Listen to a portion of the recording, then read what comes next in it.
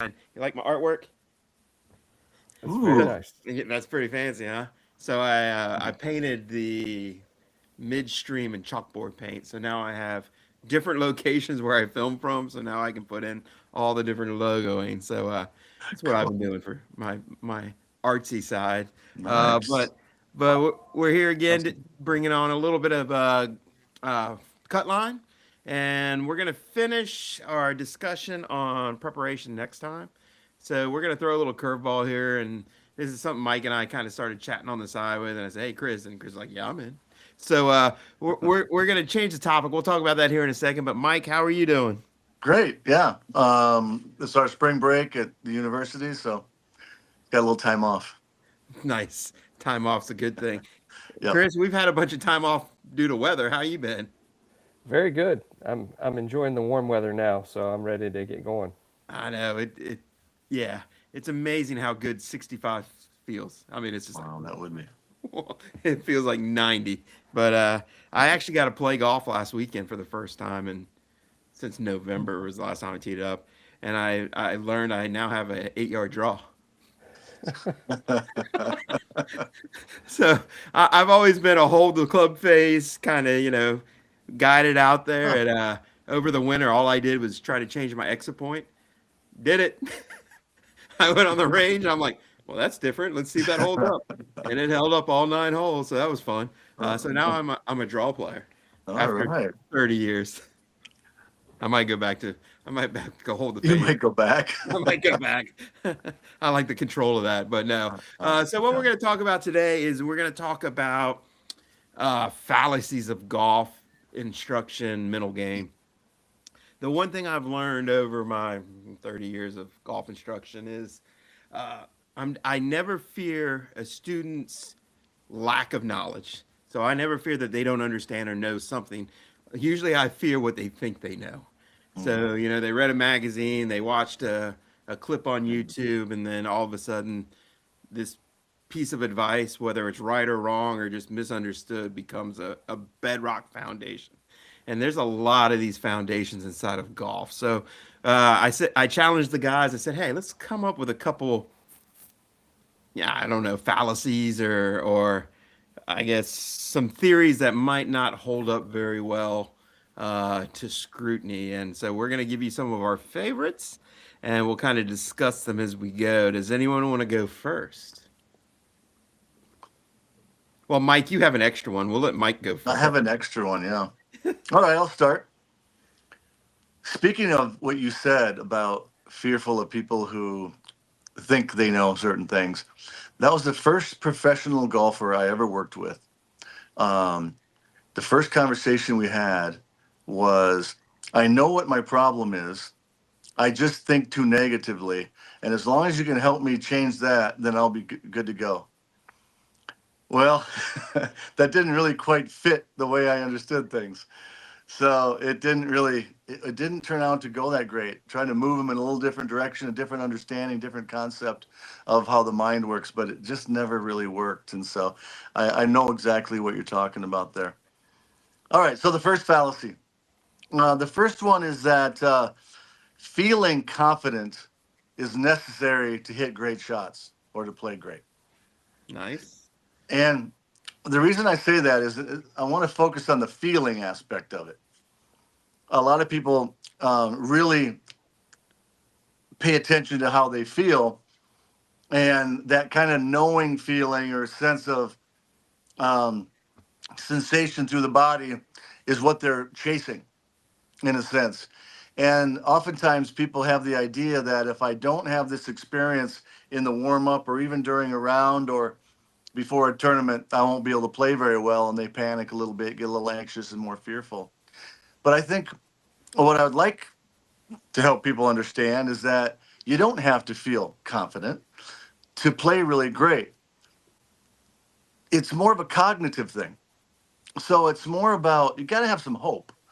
If you don't have any hope, you're not going to keep trying. You're not going to even do anything. And certainly you're not going to try to pull off a shot if you have no hope over it. So there is some hope that's necessary.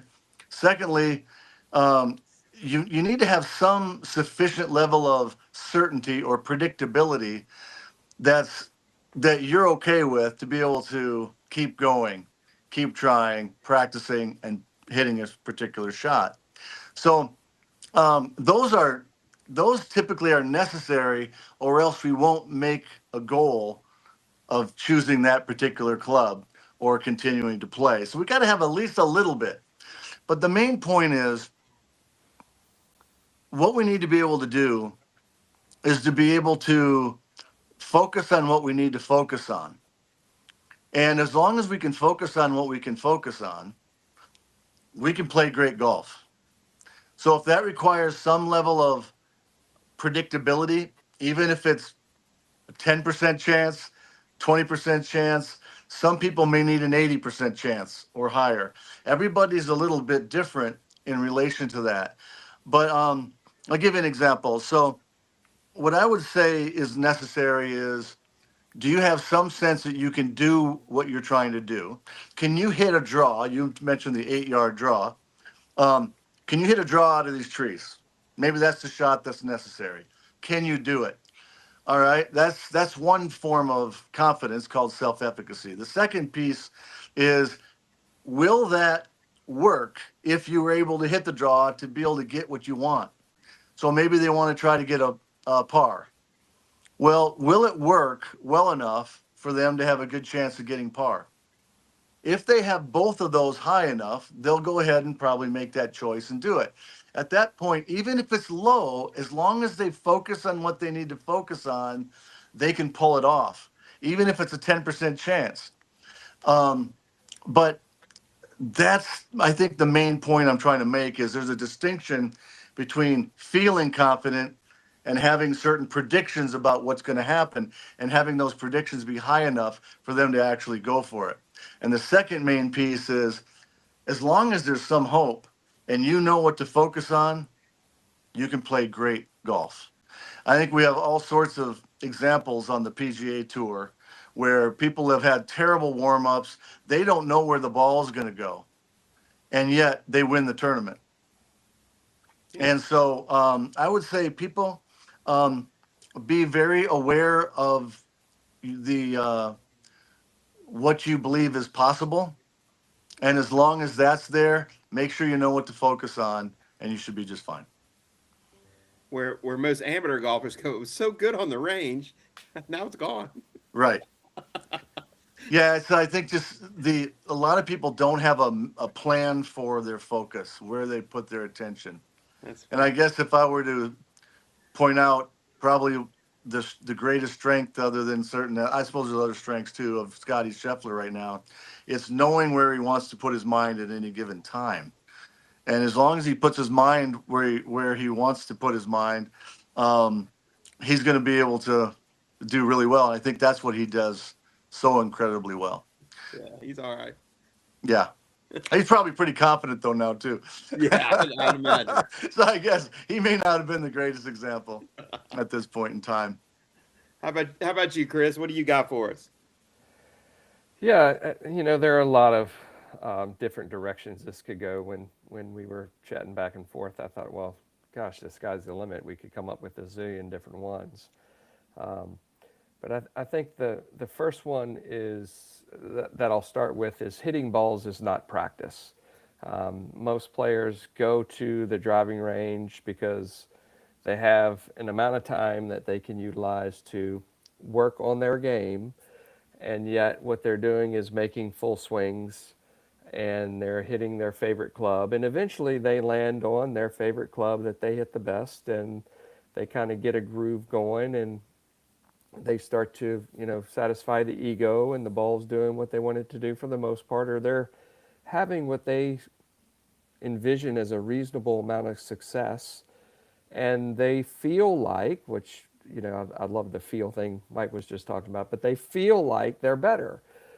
And then they go, and that might be on a Thursday, and then they're going to tee it up on Saturday, and the 4-ball or whatever they might be playing in the men's group, and for some reason it doesn't show up, right? That to me, that's not a shock, right? That to them, that's like, well, what happened? I was hitting it so well.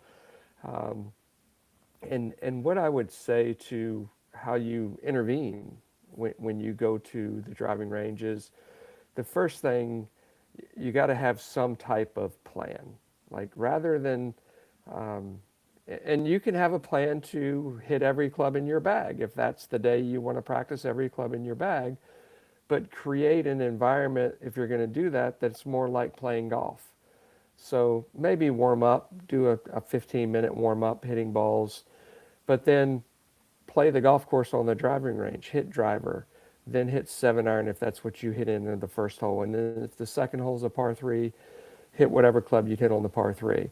But play the golf course. And I would even take that to another level and say play 6 holes, keep track of your stats of where the ball landed within a reasonable margin of dispersion, tee shots, second shots, and wedge shots. And whatever area was the worst, spend 10 minutes after the 6 holes working on a skill element, whether that's contact or carry yardage or curve. 10 minutes of just technique practice, and then play the middle 6 holes of the golf course. Reassess what area needed to have some attention. 10 minutes to work on that, and then play the last 6 holes. That would be a far better structure if you're going to hit every club in the bag. If you were going to go work on just one thing, which I certainly would say that most players work on too many things at one time on the driving range or the golf course if they're practicing there, and they're trying to accomplish too much. I would say have an objective to say, I'm going to work on this area in my game. I'm just going to work on wedge play from 25 to 75 yards, and I got 30 minutes, and I'm going to spend 10 minutes on working on my setup and contact low point control. I'm going to work on 10 minutes on carry distance, and then I'm going to use 10 minutes to work on hitting shots out of the bunker, out of the rough, out of the fairway to multiple different yardages in multiple different directions. That would be a good use of training time on the range versus just hitting balls as practice. Nice. You know what I call hitting balls as practice? I call that exercise. And it's a terrible exercise. You can do some real cardio, you can do some weight training, but you're just literally swinging a golf. But that's about all they take from it. Yeah. All right, let's see. I had to write mine down because I'm old and I forget stuff. So I'm going to go from the bottom up. This is the one that we used to always laugh about in college coaching. Chasing fairy dust. So you're a player and you're looking for a shortcut. I'm a college player. I'm trying to break the lineup. I need to get in the lineup. Instead of sitting down with the coaches and making a plan and saying, here's where I got to improve and this is whatever, I'm going to go see said putting coach for a weekend and that's going to do it. Or I'm going to go see another, respectable professional for a swing lesson, but it's the only time I'm going to go see them. So they're going to give me a generic, $1,000 a day. And they think that piece is going to fix it. So to me, the one thing I've learned in my 30 years of golf, coaching it, playing it, it's not an easy game. There are not shortcuts. You need to come up with a system, whatever that system is, believe in said system, even when all hell breaks loose, stick with said system until you have concrete evidence to change the system, and stick with it, and you will reach a goal or a plateau that you're trying to strive towards, because there are no shortcuts. My son, I love him to death. He started to play golf during COVID. He made it to college golf, which is awesome. Went from shooting 100 to shooting in the 70s in 4.5 years. But he did that by hitting golf balls every day. And he had some awful moments where it just was awful. But he stuck to what we were trying to do, and he achieved it. So the chasing the fairy dust to me is the worst thing you can do if you are trying to aspire to a new level. Now, if you just want to go hang out with a pro and just talk with them and shoot the crap and enjoy a beer and say, hey, I went and saw said pro, and that was the best lesson I've ever got. Awesome. But if you're really looking for long-term improvement, do not chase the shortcuts, because in this game, it ain't out there. Or at least I've never seen it. Maybe AI will figure it out, but I'm gonna tell you right now, I haven't figured it out in 30 years. Have you guys? No, I don't No. think so. There- I there's, don't think No. so. So that would be my That's advice to good. all you college That's good. athletes. Don't chase the big name. Chase your own game. That's really good. Yeah. I can think of 2 amateur players where we had a 90-minute conversation with each one on the issue of switching instructors on a regular basis. Yeah. Yeah, I remember that really well. And they were traveling and they were spending a lot of money and they were the big names. Yeah. And yet they just kept switching because, yep, it was just they were short term and they just didn't seem like they were working for them. And so their answer was to find another instructor. Yeah, they should have saw Chris George. I don't know. Yeah. This was before I knew Chris. That's fair. That's fair. I think that's a great segue into one of my other ones, which is the timeline of success. When you look at a measurable result,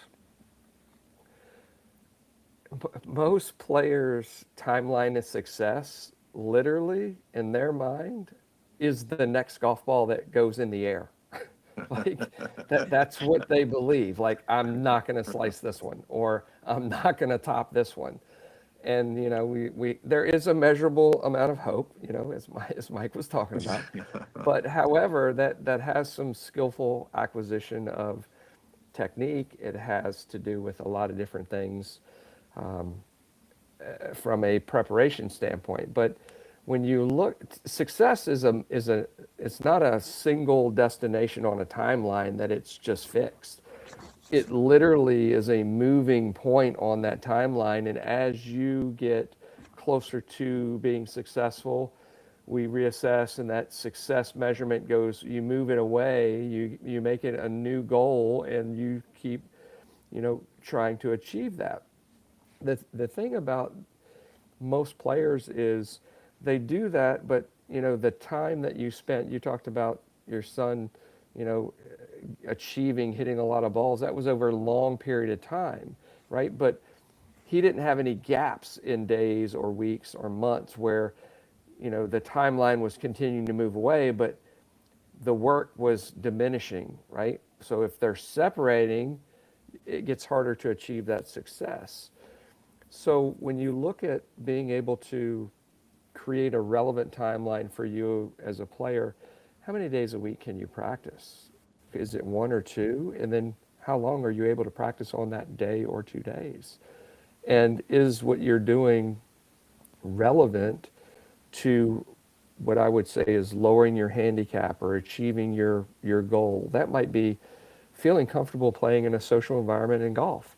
It might be playing in the 9-hole Tuesday night league.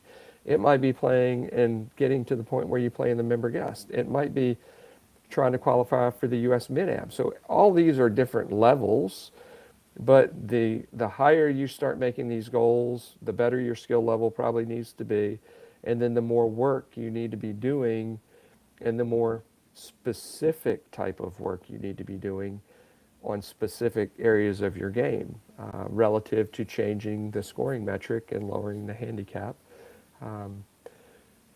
But being able to take that timeline and break it down over a much longer period of time is so important for players to understand that if you want to go from a 20 handicap to a 15 handicap, like that's a big reduction, huge reduction. Like we're talking, you got to be playing 120 rounds a year probably, and then spending even more time practicing. But if you break it down and you're playing every weekend, let's just say that's 52 times a year, depending on where you live. You got to be playing twice a week almost. And then being able to, okay, how are we measuring progress? So tracking stats, keeping data. in specific areas, and not having just the big goal of, okay, I want to go from the 20 to the 15, but you can do that. You can get a stroke off the tee. You can get 2 strokes in the short game. You can get 1 stroke in putting. But if you look at that, that I would tell you a reasonable goal would be 18 months at least to go 5 shots. And that's with a reasonable amount of time in practice and playing.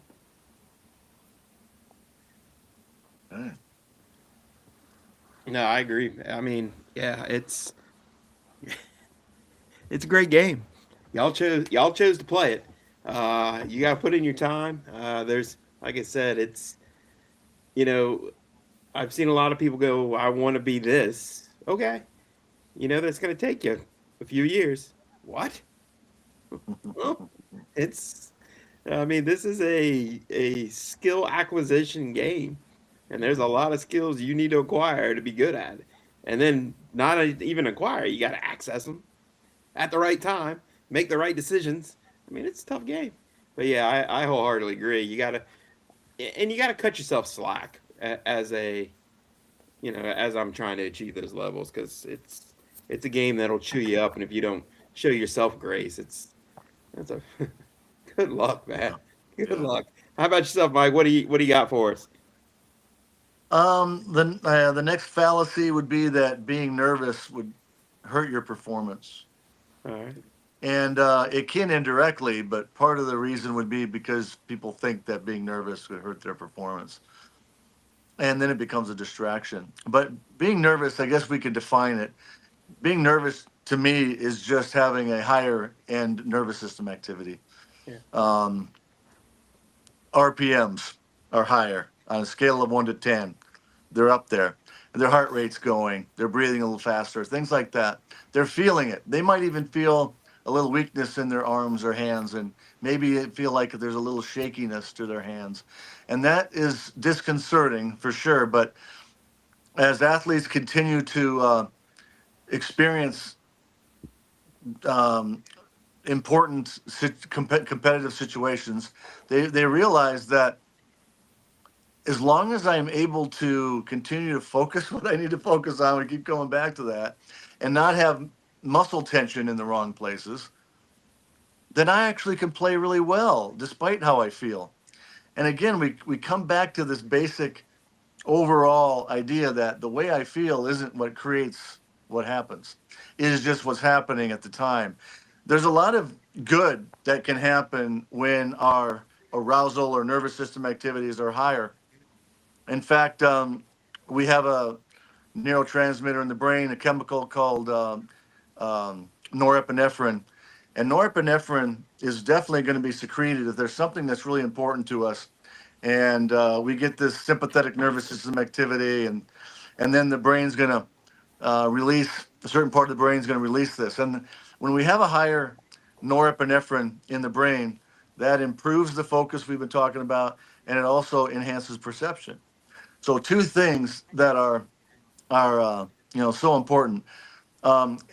In the past, they used to have the whoop and the heart rates of players that were agreeing to have those be recorded or shown on the TV screen, and you'd have heart rates up to 160, 170, and they're able to execute.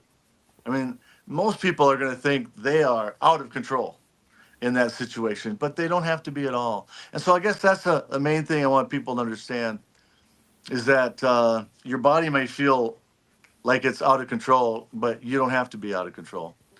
You just don't really want to have the fear and anxiety where you're got this cognitive worry distracting you from what you're doing.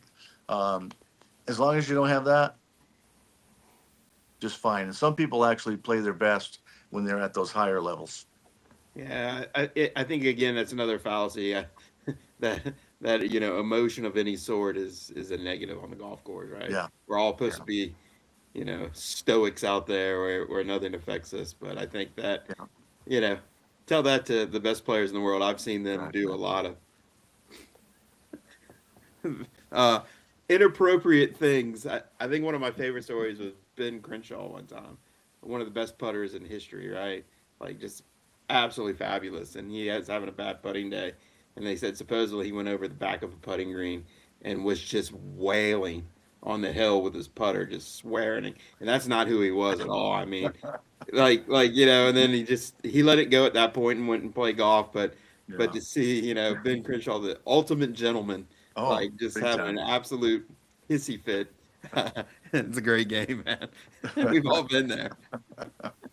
And he played great. Like he was able to Yeah. again focus on what he needed to focus in on and went about his day. But I would have paid big bucks to watch that because I'd have been like, hell yeah, I've done that.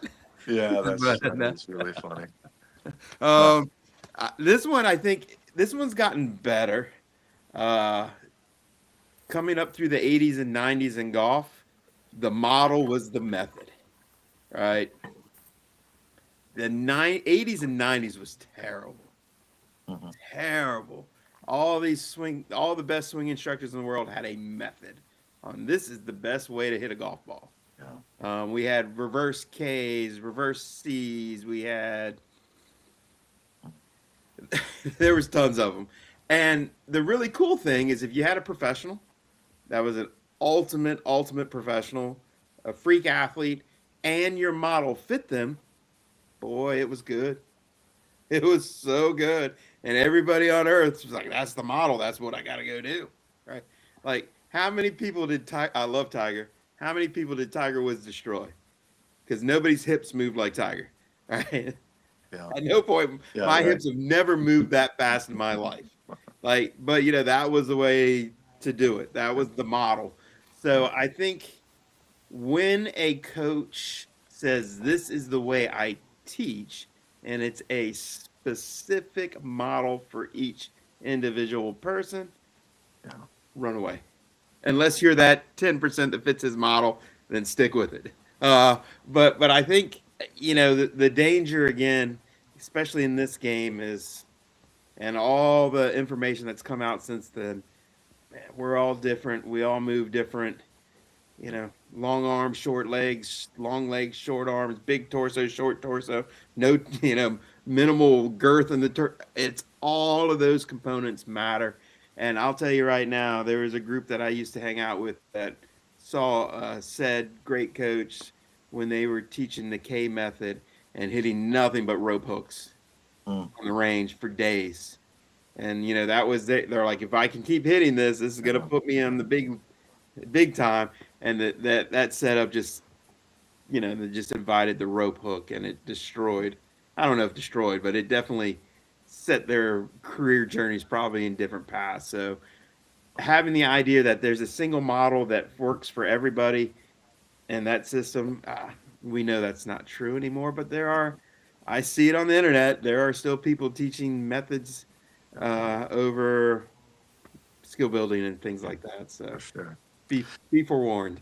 I think you can generalize that to the mental game too. Oh, it's even worse. Yeah. Yeah, the Yeah. middle game kills me. I mean, yeah. Yeah. But there's a lot of performance coaches out there, so Yeah. yeah. It's hard for me to. I was thinking about this the other day. It's hard for me to put general um, knowledge out on Instagram or wherever because I know it's not going to fit so many people, Yeah. and Yeah. so I just don't do it. Yeah. In one sense it'd be kind of fun, but on the other sense it's like it's so individual, just like everything else. So Yeah. And I that's what stayed away from it a you little say bit. this in general. Yeah, For yeah. some of you, this will work great.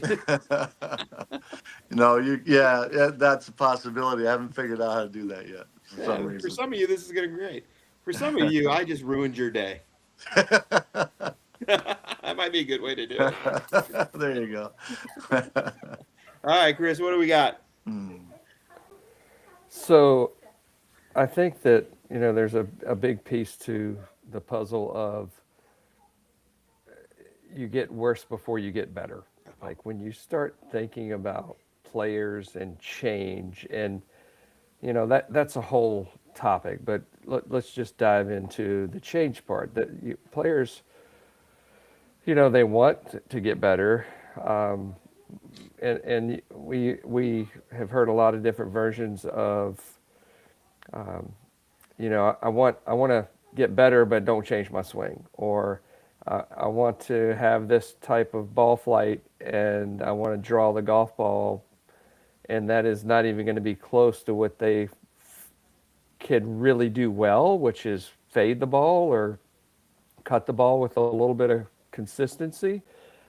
Although they don't like that, but when we start looking at a plot pattern or where the ball's going to finish, it's a much tighter dispersion. But they want to draw the golf ball, and that's what they're there to learn how to do that. And sometimes, so anyway, so they I go think down Chris this is taking road, a shot at right? me. I don't They know. go down this road, and they start trying to make this change, and interestingly enough, it doesn't work as well as they thought it might work. And so what happens is they get worse. Well, yeah, because now they're hitting it both ways and they have poor contact. And all of a sudden, well, they've worked on it, let's just say a week or 2 weeks, and that might have been 3 practice sessions. And they are getting worse. And then, you know, unbeknownst to them, they start kind of going back to getting their old feels back. And they're like, oh, this is working. This is getting better. And all of a sudden, the ball starts to fly like it used to. And it's kind of back to that little cut or that little, power fade. And all of a sudden, they're better. And so they think that, oh, well, I got worse before I get better. They just actually went back to doing what they were doing for 20 years before the hour that we or somebody spent with them, right? So again, back to that timeline of success, or you get worse before you get better. Most players don't spend the amount of time necessary making change that's required for that skill to be developed to a point where they can recall it. Uh, I would tell you, most players learn a skill pretty fast. Being able to repeat it's a little bit different because it takes some repetition, but they learn it very quickly. And then, it's the quality of their practice sessions and then being able to recall it and putting more time between shots to be able to access it when they need it. And then go out on the golf course and go, okay, I know what I would like to do. This is a back left pin. I would like to draw this golf ball, but, when we are together and we're on the golf course, we'll go, well, that's great. We just want to put the ball on the green to give you an opportunity to putt. We know your ball moves this much to the right. We're going to aim here. Ball's going to finish there. We account for both sides of dispersion, and you hit the green, and we move on, and we start being able to have a very good prediction model, and it gives you more confidence. So I would say, if you think you get worse before you get better, I would just take a moment to look a little deeper and say, you know what? I was trying to make a change. Did I really invest the time necessary? Did I really invest the skillful, thought and practice to be able to make that change and give it a full chance? Because I think if you're now again going back to that scenario, the change has to be appropriate. Like, don't make a wholesale change to change your curve on the ball flight when you really don't need to. That ball doesn't know whether it's moving left or right, and neither does the scorecard. But you as a player know a much smaller dispersion, and you're real happy when you hit it solid in the direction you're planning on hitting it, and that's the big deal. I have a feeling Chris is coming after me here. I'm totally. He's No, talking about picking up a draw. He's talking about, man. I was like, but Chris, all winter I couldn't swing the. All I could do is swing a club in the yard, and all I did yeah, is but work why did you change? You cut the ball. because I'm getting You old. I it's need a, distance. you That chase and fade is killing me, man. I need 10 more yards. I need to yeah, turn it well, over. okay, I actually hit it really good, but okay. it took a lot of cognition and a lot of when I was out there, I really had to go through this is what I'm trying to do. And I would say of the six drives, I did it 5 out of 6. I only missed one of the par threes. It was a hybrid, ugly. It was bad. But other than that, I actually hit it really good. It was hard to aim different. That was the trickiest part. But I was very happy with what I worked all winter on without really hitting balls. I guess that would be another fallacy we didn't talk about. You don't always have to hit golf balls to improve your golf skills and Oh games. yeah, I I'm a big fan that you can hit half as many balls and be twice as good. I mean, all I did is when we had that winter freeze and I'm outside, I'm out there with a wedge and I'm literally just working on the pattern that I'm trying to kind of skirt around. So I had a bunch of swings. I just didn't hit a bunch of golf balls as I went out there that day and it worked. Just saying. I think all this golf stuff is all hocus pocus. It's easy. It's easy. Yeah. Ah, Everything I said before was all wrong. It's Yeah. easy. I don't know what y'all are doing. yeah. Yeah. I guess my last one would be this is one as a young coach. I wish someone would have sat down and told me. And I don't even know if it was really a thing until the last, I guess, 5, 10 years that it really started to show up. Is skill building is disproportionately better and different than building technique. Yeah, that's a good one, isn't it? So, when I was a younger coach, we would work on your putting. We would work on big pieces and putting them in certain positions. Or if you were doing the swing, the old golf swing stuff, P1, P2, P3, P4, at P6, you need to be here, P whatever the number was, and it needs to be at this point at this thing's going on.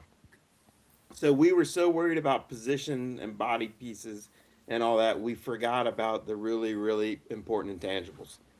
Do I know where the club face is in space? I can be in a perfect position, and if I don't have an understanding of where that club face is, it's probably not going to end up well. You know, do I have the skill to be able to move where the club interacts with the ground inside a short game? If I don't have that skill, I can sit over there and take the most beautiful practice swings on earth, but I might struggle to hit the shot that is necessary to win the tournament or salvage a par. So, what I've learned more so in the last decade with people like Chris, Rob Fales, that works with my son, Gareth McShay over in Ireland somewhere and underwater, they've been getting drowned, and even Mike, that ability to understand that this game is a bunch of skills, and if you understand the skills and train skills, I would even surmise that if you build skill training correctly inside of your training, it will build your technique in your golf swing. You don't have to worry about those pieces because for you to access that skill, you're going to end up probably in really, really good positions for your body to support what's getting ready to happen by saying, I need to do this skill piece right. Your golf swing gets built around that opposed to building a golf swing and not having the skills necessary to play the game. What do you think of that, Chris? So that's going deep. All right. So I'm glad we got Mike in here. So, this is a good discussion because,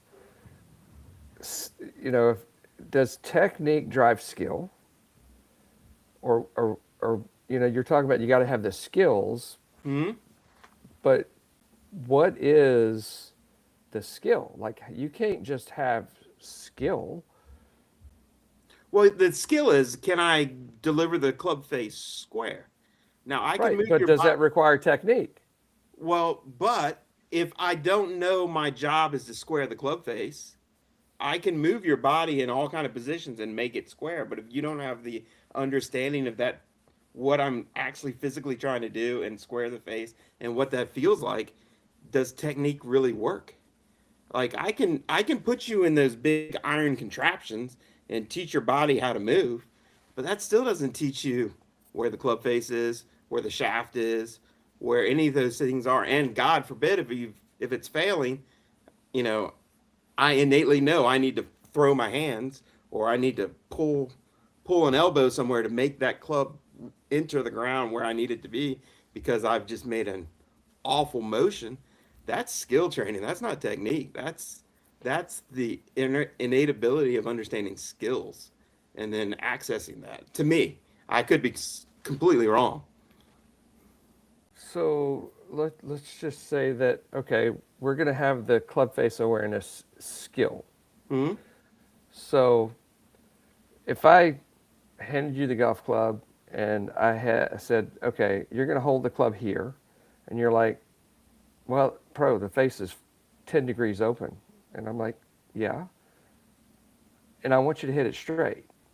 And Yeah. you're like, but the face is 10 degrees open.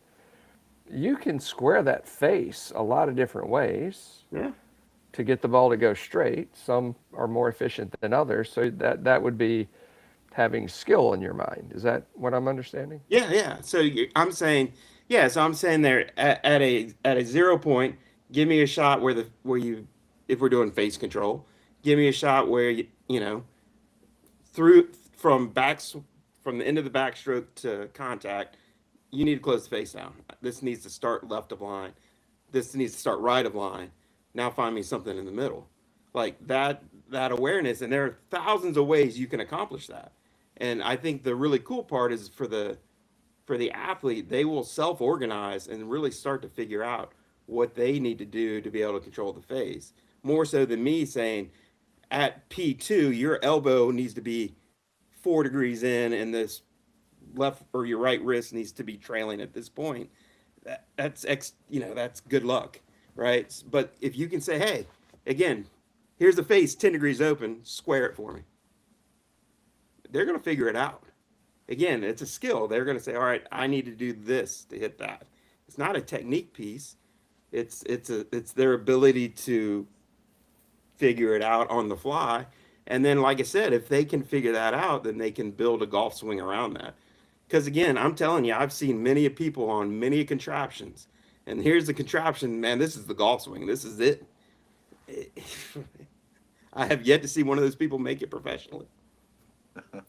Yeah, I would say the skill in your description would probably be, awareness through some experimentation, which I think is very, very good for learning. I think it helps Yeah. players understand and problem solve, which is really important. Um, so there at some point there has to be, some technique involved in that because you can do the squaring of the club face a lot of different ways, and each player may need to be able to do it a little bit different, and that's where you're maybe getting in a little more into the technique component of that. Yeah, I'm not saying technique's not important, but if you go see a lot of coaches, skill is never mentioned. Oh, your elbows are wrong. Like you need to change this. Why? Um, they immediately go to change big pieces without understanding any of it. Like, so to me, when I'm talking technique, I'm talking me physically making you move in a some sort of design without really understanding what that does to the whole system. And so to me, like I said, and I think Gavin is great at this now. Like when we do putting drills, he does a bunch of skill games. Face control. He gets up square, sets everything up, miss left, miss right, hit center, physically controlling the club face. So when he's out during a round and he's pulling it because the face is closing too much, he has a feel and awareness pattern that he can go back and compensate. He's not changing his putting stroke. He's making a manipulation to square a face and not saying, oh man, my right elbow is, flexion has just changed 3 degrees and I got a little more side tilt or whatever. Like he's just saying, all right, what I'm going to do is I'm going to apply this skill piece on top of it and I'm going to manipulate the face to survive the day. Or same thing with, the driver. I'm going to try to hit a little toe draw and because I'm struggling with a block or whatever. So he's setting up a bunch of games and skills that he's created to allow him to flourish inside of a round and fix stuff Where if your only knowledge is being technical based by a teacher saying P1, P2, P3, you have to be here. Good luck and around to be able to fix that. Like that. So to me, when I'm talking, that's how I'm kind of separating skill versus technique, and the fact that skill is the awareness and your ability to adapt, where technique, I screwed up. I screwed up a lot of players where I tried to get them in a standard setup and a standard this, and thinking that that would make them a better player, and it rarely did, and that was my bad. My bad. I apologize to all of you. I gave a bad lesson to. But what I do now is very simple. Assuming they have an understanding of the putting stroke, is all right. Give me a left, right, center. Change your path. Give me a push path. Give me a pull path. Give me a neutral path. Give me a strike on the putting green where you're hitting down on the ball. Give me one that's fairly neutral. Give me one where you're hitting up on the ball. Do you have these? Do you have the ability to control these things? Distance. Can you control distance? Get it short of this point, long of your point. Now put a ball in between. Like, do I have the skill sets to be able to do this? And what they really start to find out is once they figure out the skill sets and that they can control stuff, they really self-organize. Now, if they have no idea on how to hold a putter, I got to teach them how to hold a putter. They don't understand that they need to stand to the side of the ball inside of golf. I got to teach them to stand on the side of the ball. But I think a lot of the organization of that self-learning is disproportionately more important than I need to look like so-and-so, or, my last coach said, every great pro does this. Okay, maybe. I don't know. Maybe I'm wrong. Should I be throwing a wrench into this or not? Yeah, Do you want no, me for sure. involved Come in on, this or I not? want to hear it. Because I'll mute you, Mike. Don't worry about it. Yeah. First of all, I'm hearing Brian. Here's my counseling side where I'm bringing in Yeah. two sides. Okay, so Brian, I'm hearing what you say is you're focusing on the skill side, and you're saying the skill begins at impact. That's what I'm hearing. Skill begins at how you're able to square the club face at impact. It can. And it can be. Yeah. So technique is my understanding correct? Where technique would be what you're doing prior to getting that club head square at impact. So Correct. okay, so technique is anything you're doing prior to that. So what's interesting to me is that moving the club face at impact and getting it to the place you want to at impact is a skill, but putting your club face at someplace prior to that is technique. When in reality, it's still a movement and it's still a control of the club face. So that's It's still always my skill. question. Yeah, one point is controlling the club face a technique versus a skill. Yeah. Those are the thoughts that go through my mind. And I'm just reading. I'm not sure if I'm reading Chris right, but I'm guessing Chris.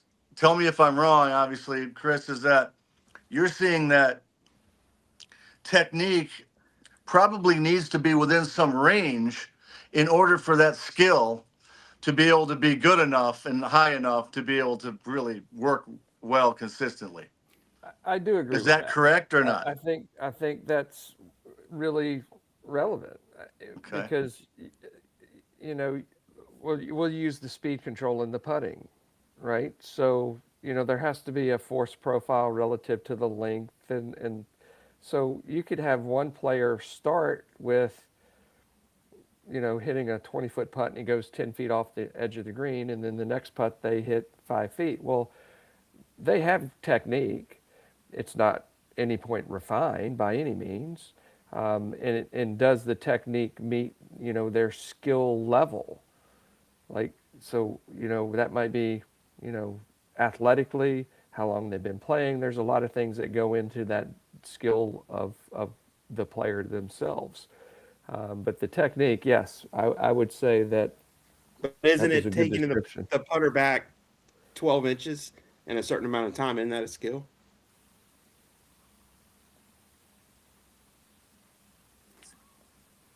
It's not technique, That, it's a skill. It's my yeah, ability. that's kind of what I was thinking. It's like, how do we distinguish between a technique and a skill in Because the Well, what I first well, place? say is right, Mike. I think let's just take golf out of the context for a second, All right. right? So, Mike, I'll use you as an example because this is right in your wheelhouse. Let's just take a topic of anxiety in golf, right? On the Okay. golf course. Okay.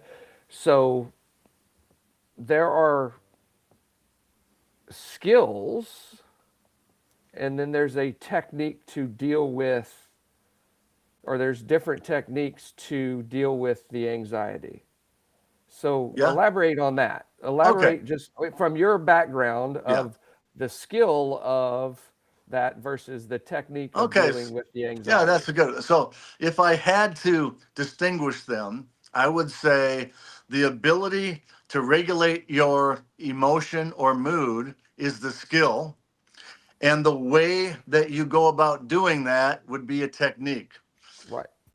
That could be imagery. That could be a change in thought. That could be a motivational change. Yeah. So And it the could be technique various is things. It could be a breathing individual technique. dependent.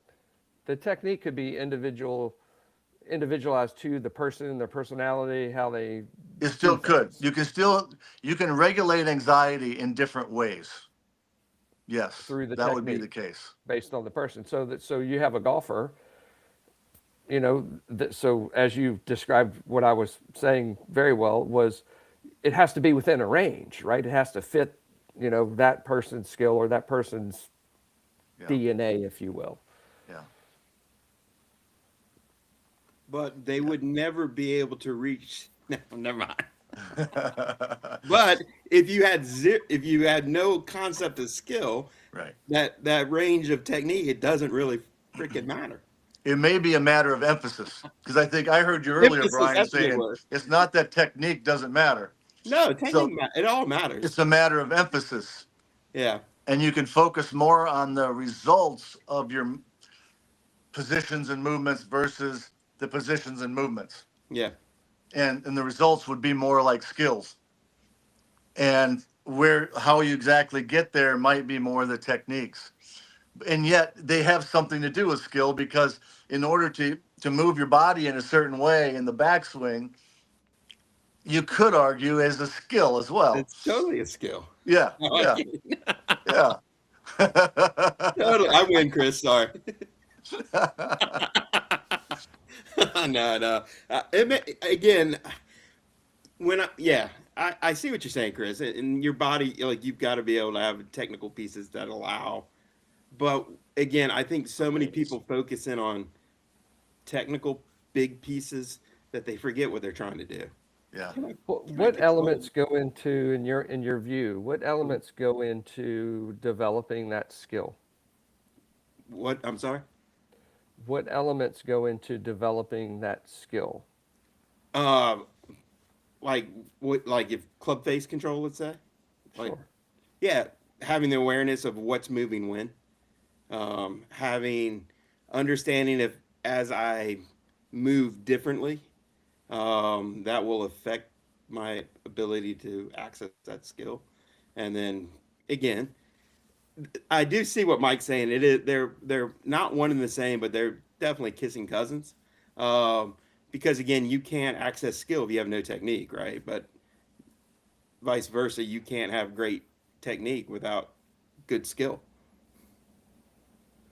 Yeah, based on kind of what you were just saying, I was thinking while you were talking about that the skill, the awareness and being able to find it or to learn it or to do it, and then maybe the technique could be the refinement of that skill. I don't, Yeah, in and that's an where I said self individualized way, maybe. organization. Yeah, and that's where I say self organize. Again, I can't. A player's got to be in a certain position to be able to perform. Like those are technical. Like again, it's a technical. There's a skill to get in that position, yes, but that is a technical piece. So, but to me, I think we lose sight on what we're really trying to do. My opinion, we lose Right. sight on what we're trying to do as a coach and as an athlete. We get fixated on big technical pieces, but again, if they don't have the awareness and the skill set to do different stuff, then technique is, again, I've seen beautiful golf swings that can't perform on a golf course because, you know, if it ain't perfect, they ain't perfect. And the one thing I've learned in this game, there's not a whole lot of perfect out there. But we'll agree to disagree, Chris. If we kept talking, I'm going to guess you guys are more in agreement Oh, than of course we are. That's And I how it still always like it. works, right? I I'm still like guessing it. so because, like, you could say that if you only focus on the technique or too much of the technique, then you're not focused enough on what happens to the club face at impact, and you got a problem, right? Because all you're doing is focusing on this. In other words, we've got to be able to connect all the dots. You got to connect what's going on back here, however you do it, with impact. You're going to have to do that. I'm sure both of you agree with that. One way or another, that has to come together and find a way for this stuff to cause this.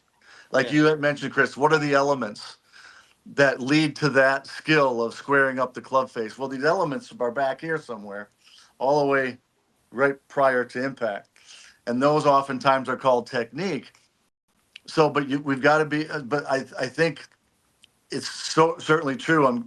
I'm guessing, Chris, you've seen this, where the model is the method, and so they're trying to get them to focus so much on the technique, but then they don't focus on what actually is the result of that technique at impact and the shot, the ball flight, and all that.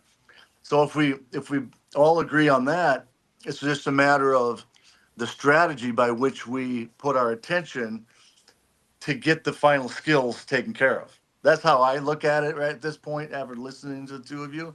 It's like where are we going to place our attention during this process of learning these skills?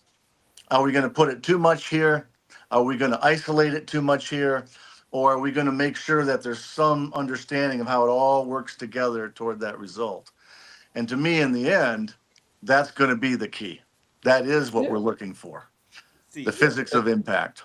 And I think that, Brian made a great statement of the awareness, and the exploring and the learning of where that face, in this case, the topic we're talking about, is, because, that is only going to enhance the technical aspect of movement, Yeah. whether that's the body or the club or whatever it is, the element that they're working on. Yeah. Um, Well, side story, oh, Shane Lowry in the Cognizant Classic talked about how he hit that tee shot off 16 or whatever, and from then on he couldn't feel the face yeah. in his swings. That's interesting. I'd love to hear more about exactly what happened within him and where his attention went in relation to his feels, that he was no longer able to have a sense of where that face was. Yeah, that's crazy. It's just like Yeah, the old yeah, story with like Arnold Palmer and at the U.S. Open, and he's like, "If I start getting fast, slow me down." To the caddy, and that's bad. yeah, yeah. That was prediction of bad things coming, and boy, if it didn't. And needless to say, he did not win the U.S. Open that year. I think he made like 9 bogeys. wow. Yeah. It was pretty. Yeah, I think Jack won that year. Yeah, but whatever. But no, I think yeah, and again, to me that the idea of understanding skill is of the utmost importance, especially with better players.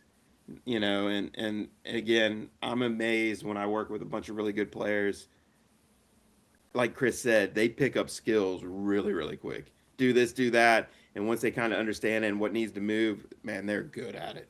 But I think a lot of players don't think skill based when they're working inside of golf. They think more technical based technique stuff. And Yeah. if I have really good technique, the skill shows up. Not necessarily.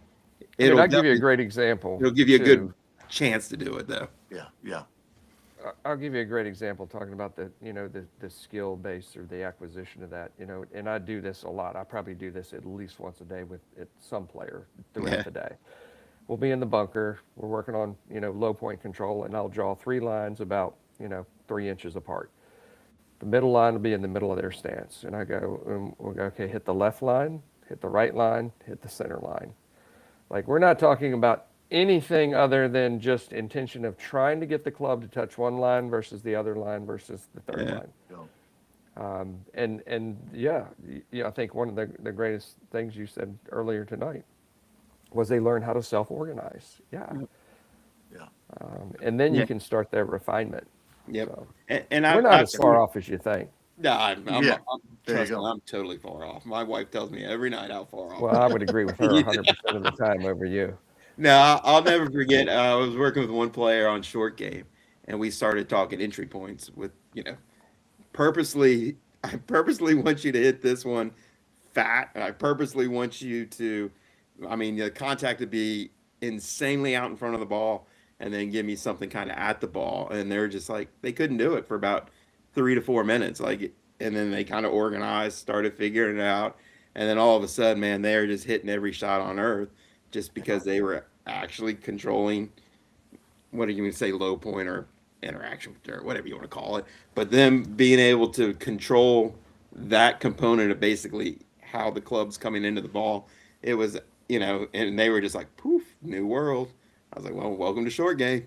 You just learned you got more than one shot. This is fun. Yeah. But that self-organization and understanding and their technique, again, if you were a layman and just watched them, you were like, man, they're a good short game player. Yeah. Under the right conditions. They were a great short game players.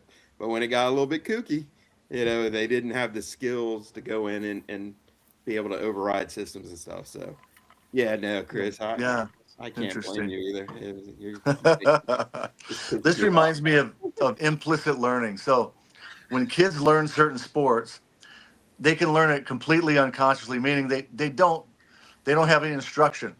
They don't really know consciously what they're learning. They just do the sport, and that's all skill. Yeah.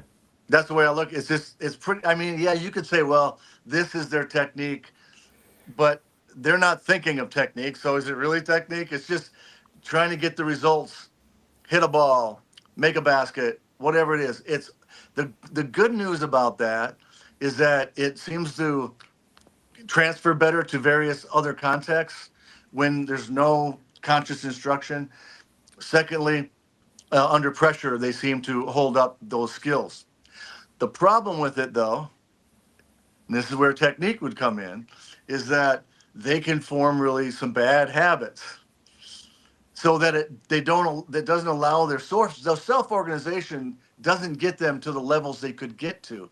Yeah. Then they bring in some technique, some instruction, some conscious understanding, and then they change a few things, and that can possibly move them up higher at that point with a little bit of that technique. But they started with implicit, which gave them a real nice foundation.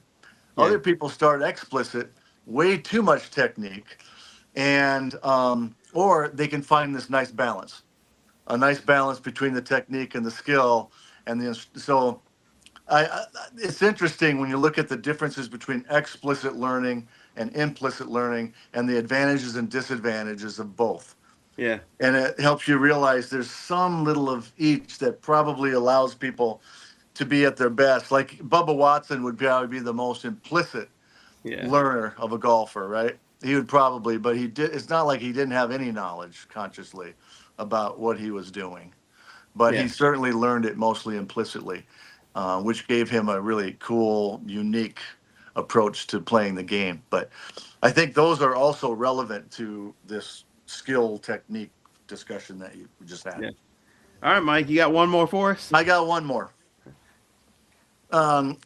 Everybody, not everybody, a lot of people will say you need to visualize your shots. Okay. And I'm for imagery. I think imagery can be really useful and helpful. And Yeah. so I'm not against imagery. The problem is there are some people that actually cannot visualize at all. Brian. Okay. I So have aphasia. you do. Okay. There you go. Totally do. Ready? Close your eyes. See a banana. Nope. Well, so you're one of those rare people that can. So that if you are younger and you have instructors or sports I psych have. people, yeah, that has to be terribly frustrating. Can't you see it in your mind's eye?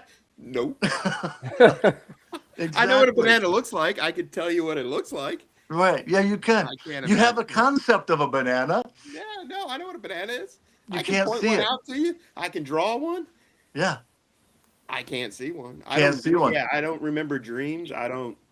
There you go. Yeah, no. So you're a person. So that's where this individuality comes back into play, right? Chris is like, So we, it's making sense now. I mean, so for those listening, there are animators, the best animators in the world, working for Pixar, and we're talking about amazing movies, amazing like Toy Story, Monsters Inc., Cars, Nemo, and Ratatouille, like this amazing animation. There's a number of them. The person who founded Pixar, Aphantasia, a number of their animators, Aphantasia, and yet they're creating all this amazing stuff that we're able to enjoy. So two things. Number one, Brian, is your experience has been, you don't have to visualize to be able to conceive the idea of a shot and be able to hit amazing shots. That's number one. You don't have to. Just the idea of the shot is enough. Yeah. So a lot of people think, well, I can't do this visualization. I never see anything as clearly as I need to. You don't have to. And then I guess the important thing is, if you're not a visualizer and you want to use imagery, just use a different sensory system. It doesn't matter. Go ahead and just use some other sensory system then. Way back when, they used to call this mind body connection in movement ideomotor responses.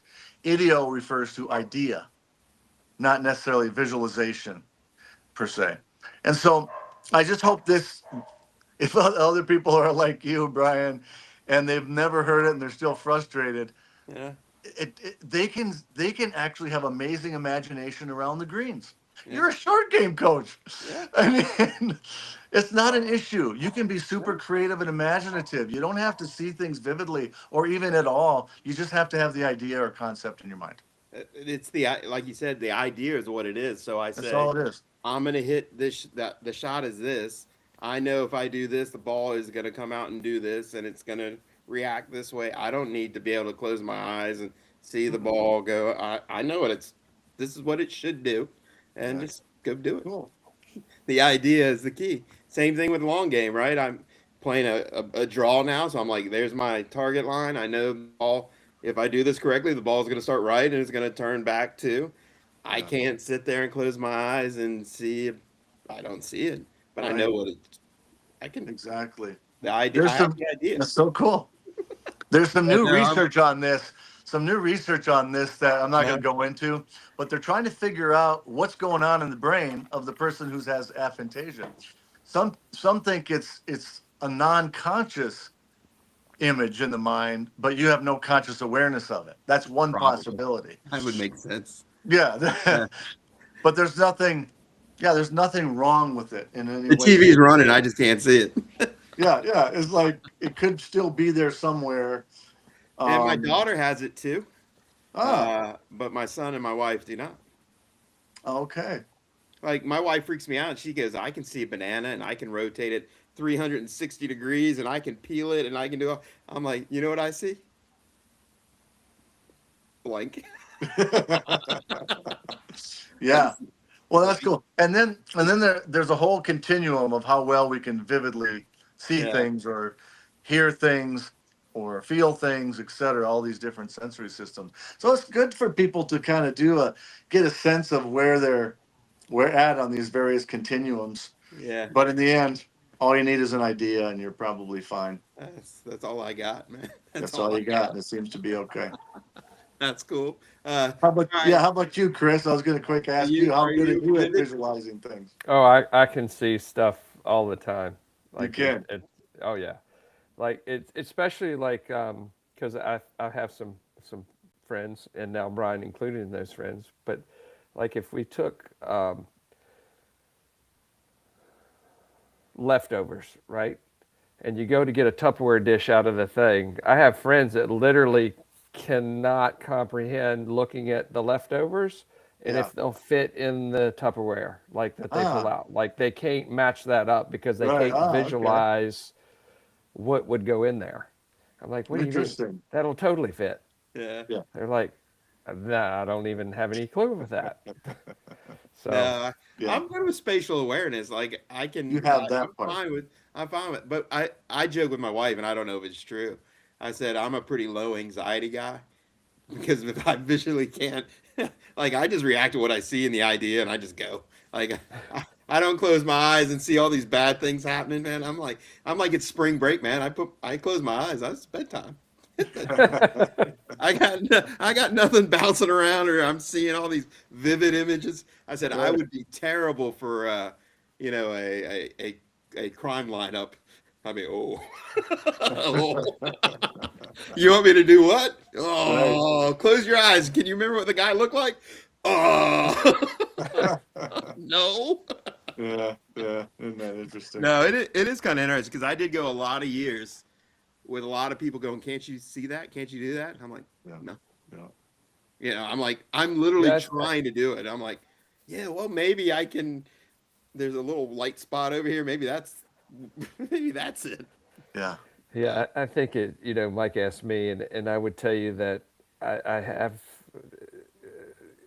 the ability to draw really well, right? So if Yeah. you said draw me, you can name whatever you wanted me to draw, Yeah. and I literally could close my eyes, put that picture in my mind, and keep my eyes closed and literally draw it. Like I'll draw Wow. it while it's, Yeah. Wow. but Yeah. it's That's just the just cool. picture of what I could do, which is completely the opposite of what you guys are talking about with not Yep. being able to see anything. Oh yeah. Like that's just the other end of the spectrum for me. I would be So like, me and you, Chris, we're as far apart. yeah, We're about as far apart as humanly for possible. sure. Why we get along so well? Yeah. Yeah. Yeah. Isn't that something? That's interesting. Yeah, no, I like I said, it's been quirky because you know I read all these great golf books growing up, and all I do is I close my eyes and you know, I was like, there's something wrong with me because I can't do that. Well, it's Well, so there's that interesting. very popular YouTube video of Tiger Woods when he was younger, working with Jay Bruns, I think his name was. And Tiger saying, I cannot see a ball doing this or that. And so I couldn't visualize. And his sports site guy said, well, why don't you just use your hands to feel things?